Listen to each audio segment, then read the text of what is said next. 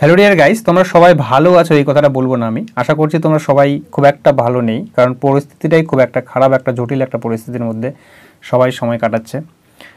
বলা যেতে পারে এই চাকরির ক্ষেত্রে একটা ব্ল্যাক এরা এই সময়টা। তো আমাদের এই সময় একটাই জিনিস আমার মনে হয় করা উচিত, আমার মতে করা উচিত, যেটা হচ্ছে একটা বড়সড় আন্দোলন, যেখানে সরকারের যে একবারে একটা টনক নড়তে পারে এরকম একটা আন্দোলন আমরা যদি করতে পারি, তাহলে আশা করা যায় একটা এসএলএসটির আমরা আশা করতে পারি। এবং তার সাথে সাথে আমাদের যেটা করা উচিত সেটাকে প্রস্তুতিটাকে বা প্রিপারেশনটাকে অবশ্যই চালিয়ে যাওয়া উচিত। কারণ দেখো, যদি এসএলএসটি ছাড়ে, সেই এসএলএসটিটা যদি ছাড়ে, তখন আমরা প্রথমবারে যদি আমরা সেই চাকরিটাকে না পেতে পারি, তাহলে পরবর্তীতে নেক্সট এসএলএসটি কবে হবে তারও কোনো ঠিক নেই। এমনিতে তো অনিশ্চিতের মধ্যে কাটছে, আগামী দিনে কবে তার ছাড়বে তারও কোনো ঠিক নেই। ঠিক আছে, তো সেই ক্ষেত্রে অনেকে তোমরা এর মধ্যে তোমরা মাদ্রাসা সার্ভিস কমিশনের প্রস্তুতি নিয়েছিলে, পড়েই ছিলে ভালো করে। এবার তোমরা যারা পড়েছিলে, এবার দীর্ঘদিন যদি তোমরা সেই পড়াশোনার মধ্যে না থাকো, তাহলে কিন্তু অনেক পড়া কিন্তু ভুলে যাবে।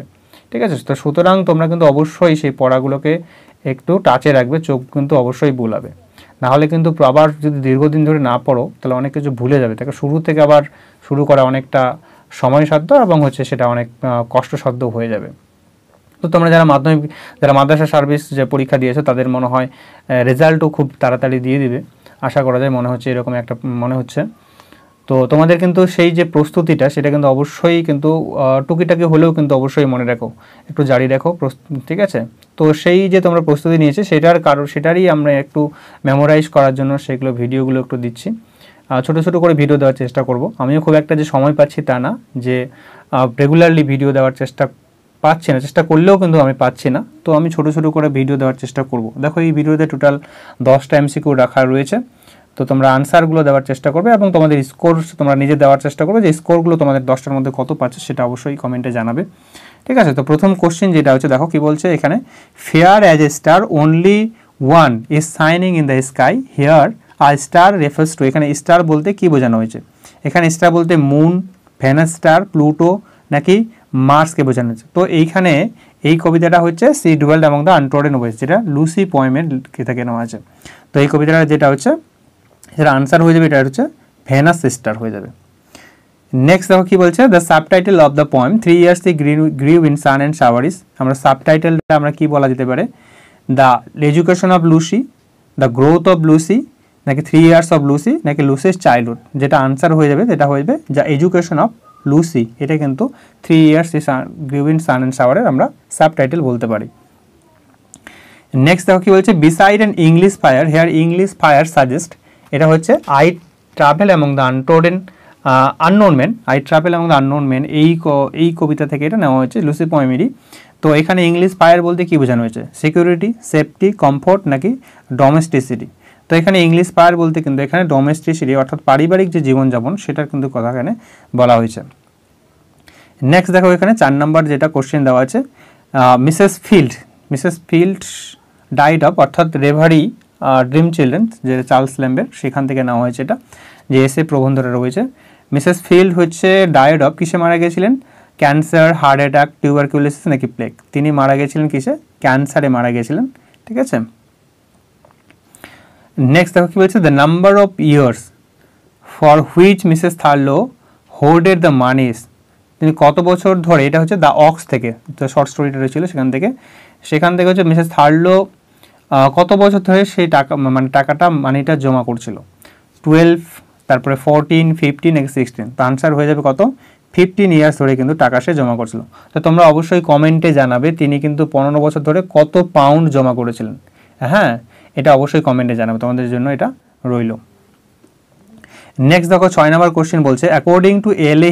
হিল, হ্যাঁ, Leslie Alexander Hill, we learn to write by. আমরা কি করে আমরা লেখা শিখতে পারি? Reading, writing, sing a good hand writing নাকি বাই অল অফ দিস। তো কি হয়ে যাবে, আমরা যেটা লেখা শিখতে পারি কেবলমাত্র কিসে করে? আমরা লিখেই কিন্তু লেখা শিখতে পারি, বাই রাইটিং। নেক্সট 6 নম্বর কি বলছে দেখো, Thomas Wilson died. Thomas Wilson, যেটা হচ্ছে লোটাস ইটার থেকে নেওয়া হয়েছে। থমাস উইলসন কবে মারা যায় হচ্ছে কবে বলো? 1863, 1923, 1926 নাকি 1929। তো কি হচ্ছে, তিনি কিন্তু 1863 সালে জন্মগ্রহণ করেছিলেন।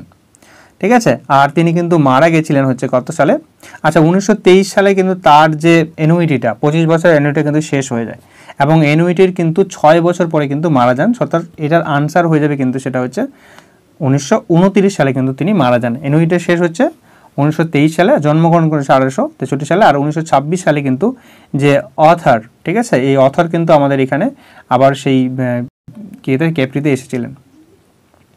তো আনসার হয়ে যাবে এটা কিন্তু 1929 সালে কিন্তু মারা গেছিলেন।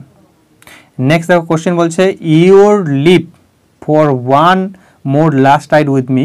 হেয়ার ইউর লিভ মিনস হচ্ছে এটা হচ্ছে লাস্ট রাইড টুগেদার থেকে নেওয়া হয়েছে। তো এখানে কি হয়ে যাবে, আনসার হচ্ছে ইউর লিভ বলতে কি বোঝানো হয়েছে, ইউর লিভ বলতে দেখো beloved's permission, the beloved's departure, the lover's departure, নাকি লাভার্স পারমিশন। তো এখানে ইউর লিভ বলতে কেন এখানে বিলাভেডস যে পারমিশন সেইটা এখানে লিভ মিনস হচ্ছে পারমিশন, এখানে ইউর লিভ মিনস হচ্ছে বিলাভেড যে পারমিশন সেটা কিন্তু এখানে এই লাইনে বলা হয়েছে। নেক্সট দেখো কি হচ্ছে ডায়ামেলন, যেটা হচ্ছে দ্য লেগুন যে শর্ট স্টোরিটা ছিল আমাদের সেখান থেকে নেওয়া হয়েছে এটা। দ্য ডায়ামেলন দ্য বিলাভেড অফ আরসাদ, আরসাদের যে প্রেমিকা ছিল আর কি, হ্যাড বিন ইল ফর, তিনি অসুস্থ ছিলেন, সে কত অসুস্থ ছিল কত সময় ধরে, 3 nights 5 nights 2 days নাকি উইক থেকে। তো ডায়ামেলন যে অসুস্থ ছিল সেটা বলেছিল যে 5 nights, I have not slip for 5 nights, হ্যাঁ এইভাবে একটা লাইন ছিল। তো আনসার হয়ে যাবে কি হচ্ছে 5 nights কিন্তু সেখানে অসুস্থ ছিল সেই কারণে। 10 নম্বর যেটা লাস্ট এটা কোশ্চেন তোমাদের, এটা হচ্ছে কি হচ্ছে দ্য প্লে দ্য বক স্ট্র্যাটেজেম ইজ রিটেন বাই, এটা হচ্ছে সিক্স ট্রুপস টু কনকার থেকে এটা একটা ছিল।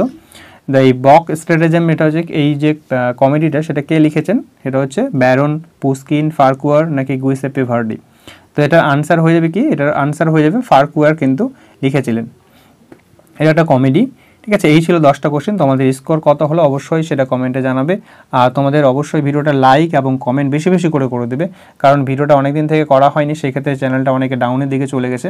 তোমরা যদি লাইক এবং কমেন্ট করো তাহলে লিস্টটা অনেক বাড়বে, আর আমার নেক্সট ভিডিও কিন্তু তৈরি করতে অনেক মোটিভেট পাবো তাহলে আমাকে। থ্যাংক ইউ, তাহলে এতটুকু থাকলো। আর তোমরা কিন্তু প্রিপারেশন অবশ্যই চালিয়ে যেতে থাকো, কারণ পরীক্ষা যখন হবে তাহলে কিন্তু একটা সময় তো হবে পরীক্ষা, সেই সময় সেই প্রস্তুতিটাকে তোমরা জারি রাখো কিন্তু। তো তাহলে আজকে এই পর্যন্তই, এই 10টা কোশ্চেন থাকলো তোমাদের, ছোটো করে ভিডিও দেওয়ার চেষ্টা করব, ঠিক আছে। ব্যাস এই পর্যন্ত তাহলে, থ্যাংক ইউ।